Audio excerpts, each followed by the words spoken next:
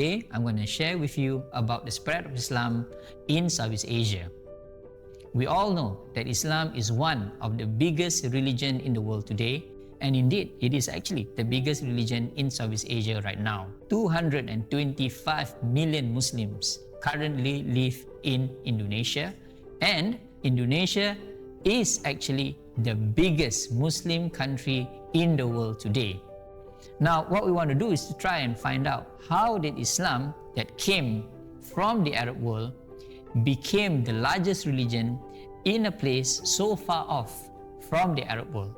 In fact, there are more Indonesian Malay Muslims than there are Arab Muslims. Southeast Asia is basically divided into two parts, mainland Southeast Asia and island Southeast Asia. And you can find Muslims at both ends of Southeast Asia. Mainland Southeast Asia consists of countries such as Cambodia, Burma, Vietnam, and Laos, and you have small Muslim population and communities spread across that part of Southeast Asia.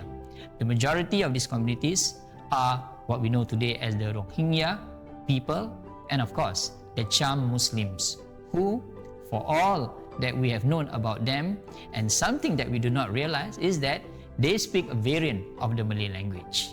Island Southeast Asia is basically the place where the majority of Muslims in Southeast Asia practically live. Island Southeast Asia has also been known as the land below the winds, or alam di bawah angin. And now we call Island Southeast Asia as the Malay World.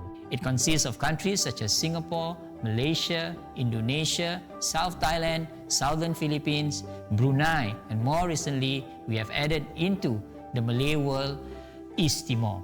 And there you see Muslims generally speaking what we call today as the Malay Indonesian languages. Islam has been growing in this part of the world because of many reasons. And I will share with you some of the bigger reasons that have caused Islam to be one of the biggest religions in this part of Southeast Asia. But for now, what we want to do is to try and ask the simple question: why is it that Malays accepted Islam far more quickly than any other races or ethnic groups that we know in the world today? This is a question that I want to pose to all of you so that we think about how Southeast Asia became a Muslim hub.